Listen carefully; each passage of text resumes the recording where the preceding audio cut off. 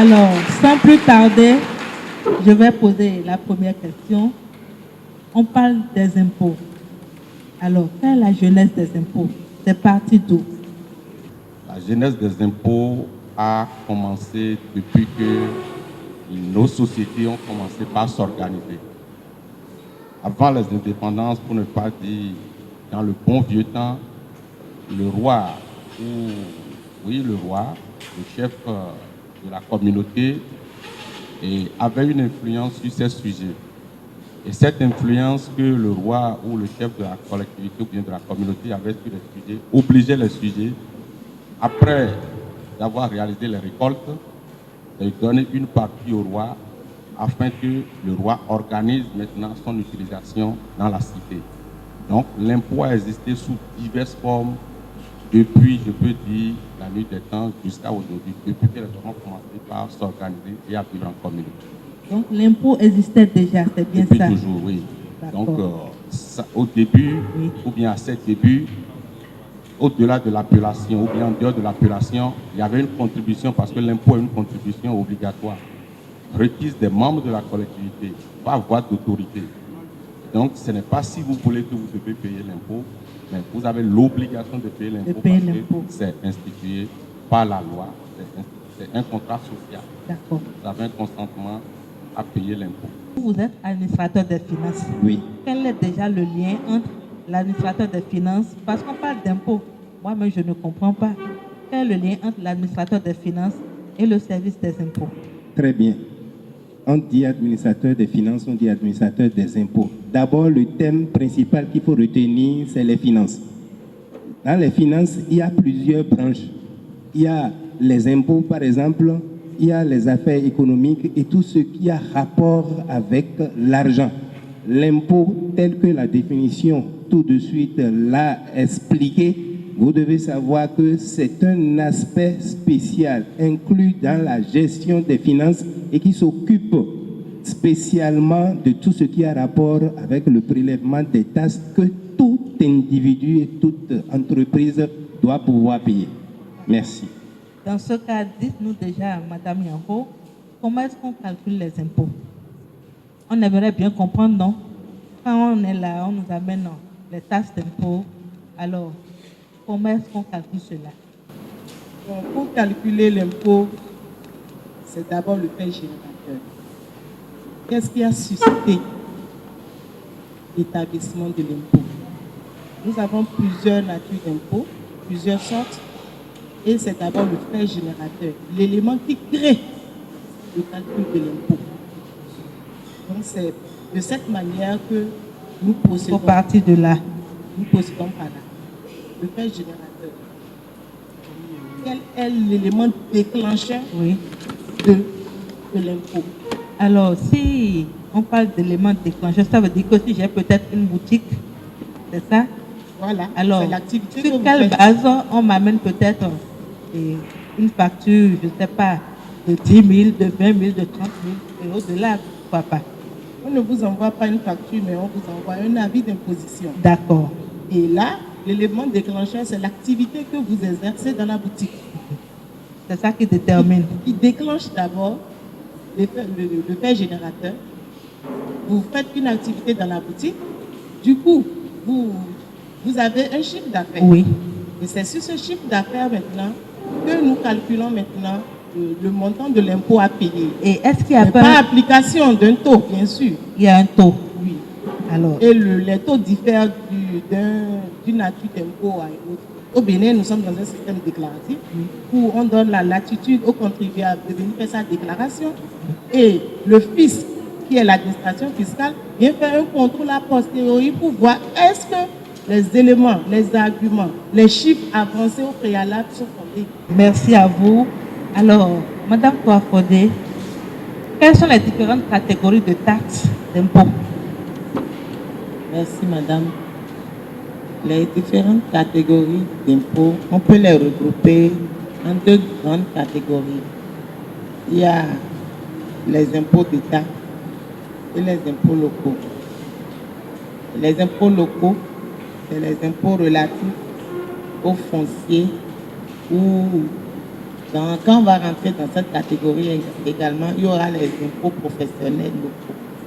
C'est la patente par exemple. Selon l'activité que vous exercez, il y a des impôts qui alimentent le budget des communes. C'est ça là que nous appelons les impôts locaux. Il y a les impôts qui alimentent le budget de l'État, c'est les impôts d'État. Et dans la grande catégorie des impôts d'État, il y a les impôts directs, les impôts indirects. Les impôts directs touchent directement la personne. Les impôts indirects, comme la TVA, c'est pas celui qui paye l'impôt qui le supporte. Dans un langage terre à terre, c'est comme s'il a un intermédiaire de l'État. Donc, il récupère, il va juste payer. Donc, on n'a pas à s'en prendre à l'agent des impôts. Pas du tout. Il joue juste son rôle. C'est important. Je préfère que mes collègues aussi donnent un peu plus de précision par rapport à ce qu'il y a une multitude de catégories d'impôts que nous ne pouvons pas citer. D'accord. Mais la grande catégorie, ce que je peux vous dire, il y a les impôts fonciers, il y a tout ce qui est bâtiment, tout ça, et les impôts de l'État. Maintenant, il y a les impôts indirects et les impôts. Merci. Alors, dites-nous, monsieur Aklokan, il y a une partie qui est reversée à l'État, c'est bien ça. Est-ce que c'est là que vous intervenez? La direction générale des impôts, c'est une structure qui fait rentrer de l'argent dans la caisse de l'État. Et quand on dit finance, on peut parler par exemple de l'unicité de caisse. Tout ce qui a rapport avec entrée d'argent dans les mains de l'État, tout est versé au Trésor. Donc, la branche des finances, c'est une branche qui travaille en parfaite harmonie avec la direction générale, puisque c'est l'unicité de caisse. Tout ce que les impôts collectent rentre dans les caisses de la direction générale du Trésor, qui est une structure sous tutelle du ministère de l'économie et des finances. Donc, tout ce qui a rapport avec l'argent a rapport avec les finances. Donc, voilà les détails que je peux juste donner. Merci. Madame Yanko, alors, cette somme qui est reversée, c'est ça qui permet de réaliser des infrastructures, c'est bien ça? Est-ce que vous pouvez nous en parler un peu? Oui, bien sûr. Les impôts qui sont prélevés par les agents des impôts, puisque c'est ce que nous faisons, c'est le prélèvement, le calcul, d'abord asseoir, la liquidation et le recouvrement des impôts. Et ces impôts permettent à la couverture des besoins de l'État. Les besoins de l'État qui passent par l'enseignement, qui passent par la construction des routes, surtout que notre pays est en plein essor économique, le paiement des salaires, effectivement, d'encourager des activités. Et il y a beaucoup de choses. La santé, la construction des routes, la construction des écoles et autres, le financement, les subventions qui sont accordées. Peut-être même parfois. Pardon? C'est ça qui permet de faire tout ça? Oui, oui, c'est les impôts qui permettent de le faire. D'accord. Madame Touafordé, est-ce que vous arrive de faire des sensibilisations pour expliquer aux populations et à quoi ça sert tout ce que vous collectez? Oui, depuis bientôt. Parce que le problème des impôts, ça crée... Oui, la direction générale organise plusieurs séances. Pas plus tard que la semaine passée, il y a eu des séances de sensibilisation pour expliquer aux contribuables ce que c'est que payer l'impôt, à quoi sert le paiement des impôts. Et de plus en plus, je crois que les contribuables comprennent correctement ce que c'est que payer les impôts. Et notre, je ne dirais pas devise, mais c'est affiché partout chez nous que celui qui paye ses impôts bâtit sa nation. Merci à vous. Alors, celui qui ne paye pas ses impôts, est-il un bon citoyen? La réponse est évidente. Est évidente. Il n'est pas un bon citoyen et il se soustrait comme ça de la communauté parce qu'il n'est pas un exemple et c'est comme un profiteur. Nous avons une opération que nous faisons en fin d'année pour aller vers ceux qui devraient venir vers nous, mais qu'on n'a pas vu toute l'année. Et au cours de cette opération, nos nos deux activités phares, à savoir asseoir l'impôt et recouvrer l'impôt Oui. à la Direction générale des impôts, nous les faisons simultanément. Et donc, à cette occasion, on assoit l'impôt et on recouvre l'impôt en même temps. Et les citoyens qui veulent toujours rester en marge des caisses se permettent de faire ce que vous venez de dire là, qui n'est pas un bon comportement du tout. Et si nous devons sensibiliser, c'est de leur demander, de leur recommander d'éviter d'avoir ces comportements. La contribution de tout citoyen est obligatoire pour le développement de leur nation.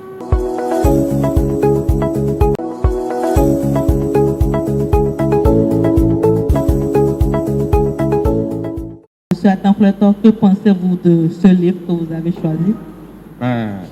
En tant qu'agent des impôts, Oui. ce livre, c'est nous, notre breviaire, le Code général des impôts. Tout ce que nous faisons est contenu dans ce document. Merci à vous, monsieur Merci de l'avoir Atanfletor. dans votre bibliothèque pour Merci. sensibiliser nos jeunes amis. Et donc, ça veut dire que déjà, même avec ces ouvrages, les usagers peuvent avoir une idée. Exactement. D'accord. Oui. C'est pour Merci ça que à je vous remercie de l'avoir dans votre Merci à bibliothèque. vous aussi. Merci. Je constate que vous avez le code civil, du droit civil qui porte sur les biens. Et on ne saurait parler du calcul des impôts. Tout à l'heure, vous avez demandé qu'est-ce qui engendre le paiement des impôts. Pendant Niao, dans cette explication, disait parlait du fait générateur, ce qui enclenche la dette, le paiement, ce qui prouve que vous êtes désormais débiteur de l'impôt. Et c'est soit dans l'exercice d'une activité ou la possession d'un bien. Donc, lorsque vous allez lire ce code, vous allez voir les différentes catégories de biens qui existent et comment on peut procéder à leur imposition. Merci à vous. Alors, Madame Yanfo, vous avez choisi quel livre? Moi, j'ai choisi le droit des sociétés commerciales, OADA. C'est intéressant. Organisation pour l'harmonisation en Afrique des droits des affaires. C'est intéressant. Bien sûr. D'accord. Merci à vous, Madame Yanfo. Monsieur Aplogan. Oui, merci. Moi, j'ai choisi la fiscalité de développement en Afrique de l'Ouest francophone. Ça, c'est un livre de Séraph. Et le premier paragraphe dit ceci: comment optimiser le rendement de l'impôt pour le plus grand bien des caisses du trésor public? Les chemins de l'optimisation sont multiples. Alors, je voudrais retourner un tout petit peu en arrière sur la déclaration de mon collègue Atanfletor.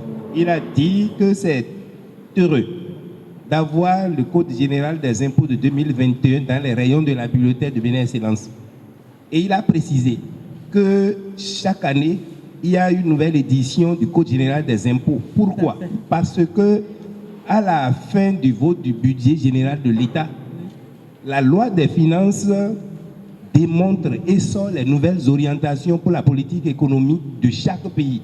Et les nouvelles orientations figurent dans le nouveau Code général des impôts. C'est pourquoi tous les ans, il est indispensable d'avoir un nouveau Code général des impôts. Et c'est heureux, vous faites de très bon travail. Merci parce que il y a 2 fois que je suis déjà venu. Oui. L'autre fois, j'ai vu le Code général des impôts de 2018-19. Maintenant, j'ai vu le Code général des impôts de 2021. Ce qui veut dire que vous êtes en phase avec l'actualité. Merci à vous. C'est une bonne chose. Merci à vous. pour ces informations qui nous permettent également d'avoir de nouveaux ouvrages dans nos rayons. Le CPB est là. Je crois que vous avez pris en compte ce dont nous avons encore besoin. Merci à vous. Merci beaucoup. Alors, cher public, c'est le grand moment, le moment que vous attendez certainement. Nous allons commencer par cette rangée. Pour des questions, s'il vous plaît. Oui. Ok, bonjour. Je m'appelle Bonou Augustin. Je suis étudiant en 3e année à Ivry, à l'UAC ici. D'abord, je voudrais vous remercier. Vous avez fait un excellent travail ici aujourd'hui parce que j'ai appris beaucoup de choses en réalité.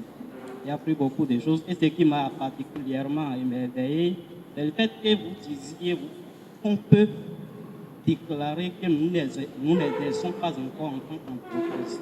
j'ai toujours eu cette peur parce que aujourd'hui, il est essentiel que vous enregistrez votre entreprise, mais pour les jeunes, c'est tout comme si, c'est ce que je pensais, dès que tu enregistres, dès que tu déclares que tu as une entreprise, je pensais que tu seras pourchassé tout le temps, mais vous venez de donner une information très capitale et ça m'a vraiment mis à l'aise et puis je pense que c'est une très bonne chose. Aussi, j'ai appris, il y a des livres que nous pouvons venir chercher à la bibliothèque ici. Franchement, je n'étais pas au courant de ça et je viens de voir. D'ailleurs, on dit surtout, si tu es entrepreneur, tu veux beaucoup, tu veux aller de l'avant, il faut lire la loi. C'est en lisant la loi que tu auras les possibilités, tu sauras les possibilités qu'il y a et comment agir en rapport avec disons, les occasions que nous avons, tout ça. Pour finir, je voudrais poser une petite question. Est-ce que vous ne pensez pas que la loi aussi ferme les yeux sur certaines choses? Parce que vous avez, par exemple, une dame au village qui réalise des très bons chiffres d'affaires par ses activités, mais que absolument personne ne connaît, disons. Mais quand tu es à Cotonou ici et tu fais des choses, c'est tout comme si les gens te dérangent énormément. Voilà qu'il y a quelqu'un de l'autre côté qui vraiment fait de très bonnes choses, mais qui ne parvient, qui ne paye pas, qui n'est pas dérangé du tout. Merci beaucoup. Non, mais faites-lui un banc quand même, là, s'il vous plaît. C'est très important. Merci à vous. Je voudrais remercier notre ami qui vient de passer parce qu'il n'a posé que de préoccupations pertinentes et à la fin, il a fait une exhortation. Il nous a demandé si on ne voit pas que la loi ferme les yeux sur certaines choses. Et là, je m'en vais lui dire que non, la loi ne ferme pas les yeux sur ces choses.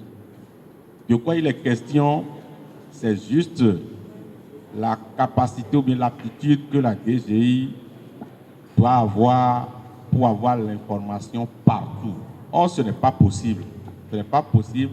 On ne peut pas avoir des agents des impôts derrière chaque citoyen. Mais tous les citoyens peuvent informer l'administration fiscale. Donc, lorsque vous êtes dans le village de cette dame qui fait beaucoup d'affaires, mais qui n'est pas connue des impôts, vous avez le devoir citoyen de saisir l'administration fiscale pour dire, tiens, nous avons une dame qui fait de bonnes affaires ici, mais nous ne sommes pas sûrs si elle paie le juste impôt.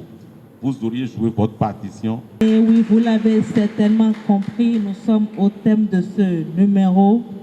C'est vrai, celui qui paye ses impôts bâtit sa nation, c'est bien ça. Et nous devons comprendre aujourd'hui que le service des impôts n'est pas l'ennemi des citoyens. Grâce aux impôts, l'État peut faire beaucoup de choses dont nous bénéficions. Alors, chers frères et sœurs, chers amis, il faut comprendre que nous devons payer les impôts, c'est important. Il y a assez de réformes et vous avez la possibilité désormais de vous rapprocher de la direction des services pour avoir les précisions concernant vos difficultés. C'est ouvert à tout le monde et donc il ne tient qu'à vous de vous rapprocher en cas de difficulté. Merci à vous, chers invités. Merci à ce charmant public. Merci aux services techniques. Merci à chacun et à tous. Merci à la Fondation Vallée, notre partenaire. Merci à l'ONG Béné Excellence, à nos dirigeants à divers niveaux. On se dit donc à très bientôt pour un autre numéro.